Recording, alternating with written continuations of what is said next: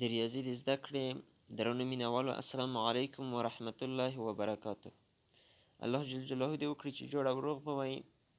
د نهم ټولګي د ریاضي د نننۍ درس موضوع ده د دایرې د شعاع ځانګړتیاوې، یعنې په یوه دایره کې شعاع کومې ځانګړتیاوې یا کوم خواص لري. تاسو متوجه واوسئ. وی شکل ته په پام سره او ای او بی او او سی کرښې څه نومیږي؟ نو راځئ چې وګورو. د او ای کرښه که وګورئ شعاع ده، یوه د دایرې یوه شعاع ده. او سی کرښه هم د دایرې یوه شعاع ده او او بی کرښه هم د دایرې یوه شعاع ده. دا درې واړه د دایرې شعاعګانې دي. بیا وایي او د دلتا کرښه د دایرې او له او بي وړانګې سره څه اړیکې لري؟ دغه کرښه د دلتا کرښه ده، دا له دایرې سره څه اړیکه لري او د او بي له شعاع سره څه اړیکه لري؟ تاسو ښه متوجه اوسئ. که موږ وګورو دغه کرښه چې د دلتا په نوم نومول شوې ده، دا کرښه له دایرې سره مماس ده، یعنې په یوه نقطه کې د دایرې سره مماس ده. او دغه د او بي کرښه چې کومه ده، دا په د دلتا کرښې باندې عمود ده. نو دا یې اړیکې شوې چې په دایره باندې مماس ده او د او بي کرښه په باندې چې د دایرې یوه شعاع ده، دا د دلتا په کرښې باندې عمود ده او دلته یې 90 درجې زاویه جوړه کړې ده.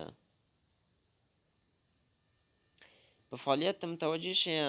وی په مخامخ شکل د دلتا کرښه مستقیمه کرښه د C02 دایرې د ټي په ټکي کې مماس ده. دغه وګورئ، دغه دایره ده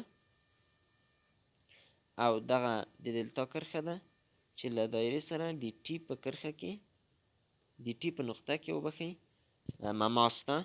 نو وی تاسو څه وکئ؟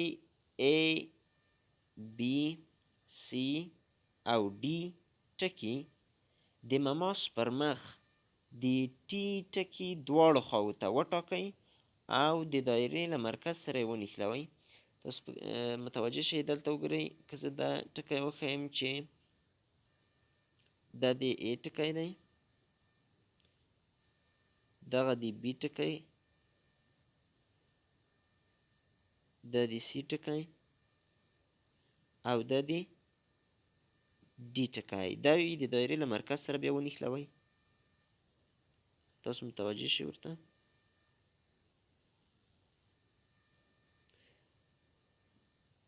د سی ټکی هم نښلوو او د ډي ټکی هم نښلوو. اوس وی قطع خطونه، دا چې دا اوس هم رسم کړل، وی دا قطع خطونه د خطکش په مرسته اندازه کړئ. ښه، بیا ووایئ چې د دایرې د مرکز او تماس ترمنځ لنډ واټن کوم یو دی. نو که چیرې موږ دا ټول اندازه کړو او بیا دغه د او څخه تر ټي پورې دغه فاصله هم اندازه کړو، نو موږ ته به معلومه شي تر ټولو کوچنی واټن د دغه مماس او د دایرې د مرکز ترمنځ چې دی ټي دی، یعنې عمودي واټن دی. نو دلته بیا ویل شوي چې تر ټولو کوچنی واټن د یوه ټکي او یوې مستقیمې کرښې ترمنځ کوم واټن دی؟ عمودي واټن دی، یعنې دغه واټن تر ټولو نږدې واټن یا تر ټولو کوچنی واټن دی، اندازه یې تر ټولو کمه ده. او دا خواته چې څومره واټنونه موږ اندازه کړو هغه لوی دي تر دې نه. له پورتنیو دوو حالتونو څخه څه پایله په لاس راځي؟ پایله چې په لاس راځي هغه یوه قضیه ده چې هغه داسې وایي چې د یوه ټکي او یوه مماس ترمنځ تر ټولو کوچنۍ فاصله هغه عمودي فاصله ده. نو قضیې ته متوجه شئ. وی د دایرې شعاع د تماس په ټکي کې پر مماس عمود ده. دغه د دایرې شعاع ده، دغه د مماس کرښه ده یا هغه د دلتا کرښه ده او دغه د تماس ټکی دی. دغه د تماس ټکي کې دغه د دایرې شعاع په دې کرښه باندې څنګه ده؟ عمود ده. د دایرې شعاع د تماس په ټکي کې پر مماس نه مطلب دغه د دلتا کرښه ده، پر مماس عمود ده. دا د قضیه شوه. اوس د قضیې د ثبوت لپاره موږ څه کوو؟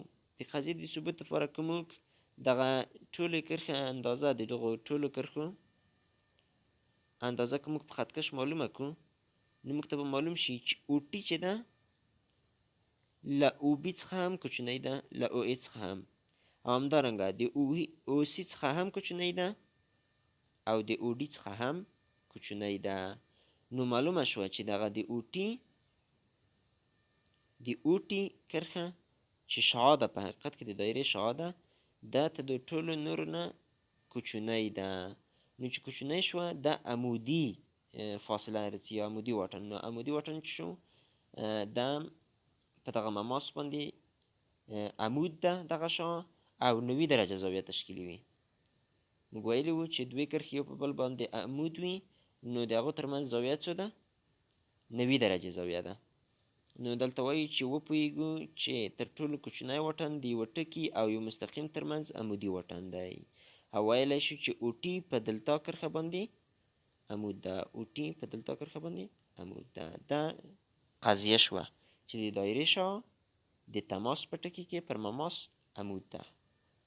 لومړي مثال ته متوجه شئ.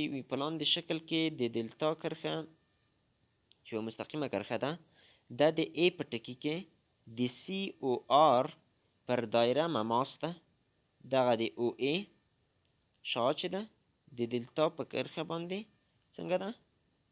د ای په ټکي کې عمود ده، مماس هم ده، عمود هم ده. که چیرې او ای او بي زاویه، یعنې دغه زاویه ښیي، دغه زاویه 80 درجې وي، نو تاسو څه پیدا کوئ؟ تاسو د اکس زاویه، یعنې دغه زاویه پیدا کوئ. دا زاویه 80 درجې ده، دا زاویه پیدا کوئ، د اکس زاویه. وګورئ چې څنګه یې پیدا کولی شو. لومړی خو باید دې ته متوجه شو چې دغه شعاع چې د دغه دلتا په کرښه باندې عمود شوه، نو دلته 90 درجې زاویه جوړوي، او دغه زاویه هم 80 درجې شوه، دا 90 درجې شوه. نو تاسو د اکس دغه زاویه پیدا کوئ. په دې باندې موږ پوهېږو چې په هر مثلث کې د داخلي زاویو مجموعه 180 درجې ده، یعنې د هر مثلث داخلي زاویې موږ ټولې چې سره جمع کړو 90 درجې کېږي. نو چې 90 درجې کېږي، تاسو دلته ورته متوجه شئ. موږ وایو چې او زاویه، تاسو متوجه شئ دا د او زاویه جمع د اکس زاویه جمع د وای زاویه ټول باید څو شي؟ 180. ټولې زاویې باید 180 شي. اوس په دې کې موږ د او قیمت لرو، د او د زاویې چې 80 درجې دی، همدارنګه د وای زاویه 90 درجې ده، خو د اکس زاویه نامعلومه ده. نو 80 درجې جمع اکس چې نامعلوم دی جمع 90 درجې غونډ باید 180 شي. اوس موږ غواړو چې د اکس زاویه پیدا کړو. د 80 له 90 سره جمع کوو او د مساواتو دې طرف ته یې راړوو، علامه به یې منفي شي. نو 90 جمع 80 150 ښي طرف ته راړوو، علامه یې منفي شوه. اکس مساوي ده 180 منفي 150. نو اکس به په نتیجه کې مساوي شي 180 نه چې 150 تفریق کړو 30 درجې. نو د اکس قیمت په لاس راغی چې د اکس قیمت څو دی؟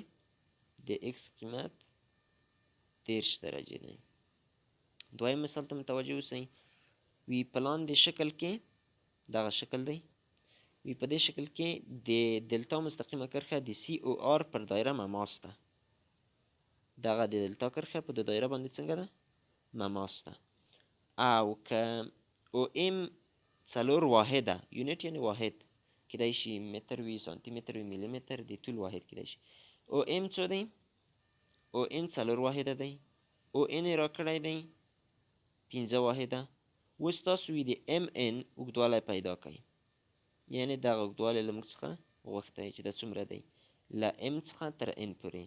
نو که موږ دلته متوجه شو دغه د او ام شعاع چې کومه ده، دا په دغه دلتا کرښه باندې عمود ده، چې عمود ده 80 درجې 90 درجې وبخښئ 90 درجې زاویه جوړوي، ځکه موږ ویلي وو چې دوی کرښې یو پر بل باندې عمود وي 90 درجې زاویه جوړوي. نو دا شوه 90 درجې زاویه. یو قایم الزاویه مثلث، قایم الزاویه مثلث کې که موږ ته دوې ځلې راکړل شوي وي او یوه ځله غوښتل شوي وي، نو موږ کولی شو چې د فیثاغورس د قضیې په مرسته یې پیدا کړو. فیثاغورس قضیه کې وایي چې دغه د 90 درجو مخامخ چې کومه زله ده د دې مربع مساوي ده دو ته وتر ویي د مثلث وتر. مثلث وتر مساوي دی د او ام مربع جمع ام ان مربع. دغه ده د فیثاغورس قضیه. په دې کې موږ غواړو چې څه شی پیدا کړو؟ موږ غواړو چې ام ان پیدا کړو، یعنې ام ان دغه دی، دا غواړو چې موږ پیدا کړو. د او ان قیمت هم لرو، د او ام قیمت هم لرو، نو قیمتونه یې په ځای ولیکو. تاسو متوجه شئ. موږ غواړو چې ام ان پیدا کړو، نو ام ان به همدلته پرېږدو، دغه او ام مربع باید دې طرف ته راوړو. نو په نتیجه کې به ام ان مربع مساوي شي او ان مربع منفي او ام مربع. او ام علامه چې وه مثبت وه، مساواتو بل طرف ته هم چې واړوه علامه یې منفي شوه. نو په نتیجه کې وګورئ ام ان مربع مساوي کېږي او ان مربع، قیمت یې راکړه وه د او ان مربع 15 واحده، یعنې 15 مربع. د او ام قیمت هم شته 4 واحده، نو 4 مربع. دا مساوي 9 ته کېږي. څه رقم 9 ته کېږي؟ تاسو متوجه شئ. ام ان مربع مساوي ده 15 مربع 25 منفي 4 مربع 14. نو ام ان مربع به مساوي شي 25 منفي 14 9. نو اطراف په جذر ونیسو ځکه چې موږ غواړو ام ان پیدا کړو. ام ان مربع مو نه دی پکار. نو اطراف چې جذر ونیسو، جذر مربع، نو دغه د ام ان دغه مربع چې کومه ده دا به د جذر له درجې سره اختصار شي. په حقیقت کې به ام ان په نتیجه کې مساوي شي د 9 جذر 3 دی. نو ام ان هم وکولای شوی چې د فیثاغورس د قضیې په مرسته پیدا کړو چې 3 واحده دی. په دې سرکرښو کې وګورئ مهم یادداشتونه دي. د دایرې شعاع د تماس په ټکي کې پر مماس عمود وي، او هر مماس په هغه شا چې د تماس له ټکي څخه تیریږي عمود دی. تمرین کې 2 پوښتنې دي، ورته متوجه شئ. لومړی پوښتنه وي په مخامخ شکل کې د دلتا کرښه د پی سی آر په دایرې مماس ده. د دلتا کرښه دغه ده د پی سی آر، یعنې په دغه دایرې باندې مماس ده. که چیرې ای سی یعنې دغه 8 واحده وي او بی سی 10 واحده وي، نو تاسو څه پیدا کوئ؟ ای بی پیدا کوئ. موږ ډېر په اسانۍ سره کولی شو د فیثاغورس د قضیې په مرسته، ځکه قایب الزاویه مثلث دی، او په قایب الزاویه مثلث کې چې 2 زولې راکړې وي او 1 زوله یې غوښتې وي، د فیثاغورس د قضیې په مرسته پیدا کولی شو. ورته متوجه شئ. بی سی مربع وتر دی، وتر مربع، وتر 10 دی، 10 مربع مساوي کېږي ای سی مربع جمع ای بی مربع. ای سی مربع 8 دی، 8 مربع جمع او ای بی نامعلومه ده، خپله یې لیکم ای بی مربع. غواړم چې ای بی مربع پیدا کړم، نو دا 8 مربع باید دې طرف ته راوړو. نو په حقیقت کې به دغه ای بی مربع چې دغه تنها پاتې شوه، ای بی مربع به مساوي شي 8 مربع وبخښئ 10 مربع، 10 مربع منفي 8 مربع. 8 مربع علامت شوه مثبت و دې طرف ته چې راوړو منفي شوه. نو ای بی مربع به مساوي شي 10 مربع 100 8 مربع 4 منفي 4. په نتیجه کې به له 100 څخه چې 4 تفریق کړو څو به پاتې شي؟ 18.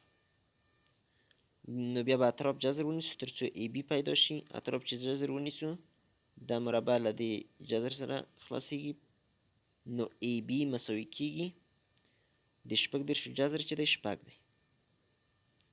نتیجه کې مو وکولای شو چې ای بی هم پیدا کړو. ای بی څو واحده شوه؟ 6 واحده. دوامې پوښتنې ته متوجه شئ. په دوامې پوښتنې کې وایي که چیرې وي ډبلیو زائد د ټي په ټکي د سی او آر پر دایرې مماس وي، ګورئ ورته دغه ډبلیو زائد کرښه په دې دایره باندې په د ټي په نقطه کې مماس وي، نو او اس یې راکړی وي چې یو واحد وي، دغه او اس دی. او اس یې راکړی وي یو واحد، ټي ډبلیو یې راکړی وي، ټي ډبلیو کومه ده؟ دا او اس شو یو واحد، دا ټي ډبلیو شوه 3 واحده. یو بل څه یې باید راکړي وای چې هغه یې دلته نه دي راکړي، اشتباه شوي په ټایپ کې ترې پاتې شوي دي، هغه او ټي ده. او ټي باید راکړي وای چې او ټي 2 واحده، خو خیر هغه ترې پاتې شوي. نو موږ یې لیکو دلته چې او ټي 2 واحده ده. موږ ته دا 3 شیان راکړي، نو څه یې غوښتي؟ او ای غوښتي، ورته متوجه شئ تاسو. او ای دغه کرښه یې غوښتي چې په حقیقت کې د دایرې یوه شعاع ده. ای اس یې غوښتی، ای اس کومه یوه ده؟ دغه د وتر نیم. اس ان یې غوښتی چې د وتر بله نیمایي ده.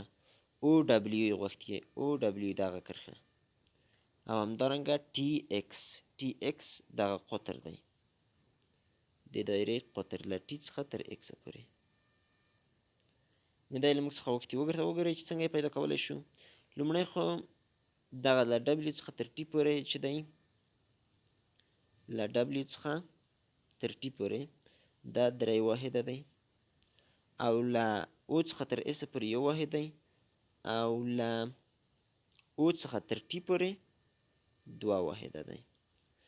نو موږ لومړی راځو او ای پیدا کوو. او ای په حقیقت کې د دایرې یوه شعاع ده، او او ټي هم یوه شعاع ده. نو شعاعګانې خو په دایره کې مساوي وي ټولې. نو او ای هم پیدا شوه چې څو ده؟ 2 واحده ده، ځکه دا هم شعاع ده او او ټي هم شعاع ده. نو شعاعګانو اندازه یو شان ته وي په دایره کې. بل ای اس غوښتی. ای اس کوم دی؟ دغه د وتر نیمایي او اس دی. ورته وګورئ چې او اس څنګه پیدا کولی شو. او اس دغه دی. که موږ دته متوجه شو، دغه کوچنی مثلث چې کوم دی، دغه د ای او اس مثلث، دغه مثلث کوچنی، دا یو قایم الزاویه مثلث دی. زاویه قایمه ده، یوه زاویه 90 درجې ده. نو د قایم الزاویه مثلث کې فیثاغورس د قضیې په مرسته موږ پیدا کولی شو چې یوه زلی چې نامعلومه وي هغه پیدا کړو. نو دلته کومه زله نامعلومه ده؟ د او ای معلومه ده 2 واحده، د ای اس معلومه ده، نه د ای اس نه ده معلومه، خو د او اس معلومه ده چې 1 واحد ده. نو دغه د ای اس له موږ څخه غوښتي چې پیدا یې کړو. نو تاسو متوجه شئ دغه 2 واحده ده او ای، او دغه او اس 1 واحد دی، او دغه ای اس چې ده نامعلومه ده. نو په حقیقت کې دلته موږ ویلی شو چې دا د دایرې وتر د مثلث د مثلث وتر چې کوم دی، یعنې دغه او ای مربع. او ای مربع چې کوم دی مساوي کېږي، او ای په حقیقت کې 2 دی، نو 2 مربع مساوي کېږي او اس مربع چې 1 دی، 1 مربع جمع ای اس مربع چې نامعلوم دی. نو خپله لیکو ای اس مربع. موږ غواړو چې ای اس مربع پیدا کړو، نو دا 1 مربع دې طرف ته راوړو. ای اس مربع به مساوي شي 2 مربع منفي 1 مربع. ای اس مربع مساوي کېږي 2 مربع 4 منفي 1 مربع 1، 4 منفي 1 3.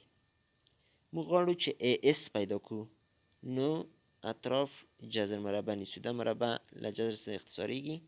ای اس په نتیجه کې مساوي کېږي جذر د 3، او جذر چې د 3 چې دی تقریبا 1.9 دی.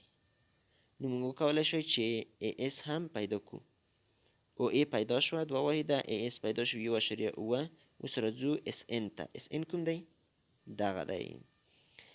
ګورئ دلته یوه بله قضیه موږ په تېرو درسو کې ویلې وه چې دغه وتر چې دی دا د دغه عمود په واسطه په 2 مساوي برخو ویشل شوی. نو دغه نیمایي له دې نیمایي سره مساوي دی، یعنې ای اس مساوي دی له اس ان سره. نو ای اس چې شو 1.2، نو اس ان هم څه دی؟ 1.9 دی.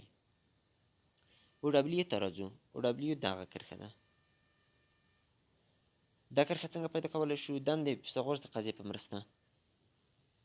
دا هم یو قایم زاویه مثلث دی، دغه یې قایم زاویه ده، او دغه 3 واحده، دغه او ټي چې کومه ده 2 واحده ده، او دا او ډبلیو نامعلومه ده. نو او ډبلیو چې په حقیقت کې د قایم زاویه مثلث وتر هم دی، دا مساوي کېږي او ډبلیو به مساوي شي او ټي مربع یعنې 2 مربع 2 مربع 4 جمع ټي ډبلیو مربع یعنې 3 مربع 3 مربع 9. نو او ډبلیو مربع به مساوي شي 4 جمع 3 4 جمع 9 14. موږ غواړو چې او ډبلیو پیدا کړو، نو اطراف جذر نیسو، مربع له جذر څخه ختمیږي، اختصار کېږي. او ډبلیو به مساوي شي جذر د 14. موږ کولی شو چې جذر د 14 پیدا کړو او بیا یې ولیکو. دا جذر د 14 کولی شو د جذر نیولو په عمومي طریقه هم پیدا کړو، او همدارنګه کولی شو چې په ماشین حساب هم پیدا کړو. نو چې هر څه کېږي هغه تاسو ورته لیکلی شئ. بلې ټي ایکس له موږ څخه غوښتی و، او ای مو هم پیدا که، ای ایس اس این او ډبلیو. اوس راځو ټي ایکس. ټي ایکس د دایرې قطر دی. د دایرې قطر موږ ویلی و چې د شعاع څو چنده وي؟ 2. یعنې ټي ایکس مساوي دی د شعاع چې او ای ده 2 چنده، 2 ضرب د او ای. نو ټي ایکس به مساوي شي چې قطر دی 2 ضرب د او ای 2 وه، 2 ضرب د 2 4 یونټه یا واحده قطر شو. د نن ورځ درس همدومره و. الله جل جلاله دې وکړي چې ګټور تمام شي. ته فکر کوئ چې درسونه ګټور دي، له خپلو همصنفیانو او خپلو ملګرو سره شریک کړئ تر څو هغوی هم ترې برخمن شي. تر بل درسه پورې مو په الله جل جلاله سپارم.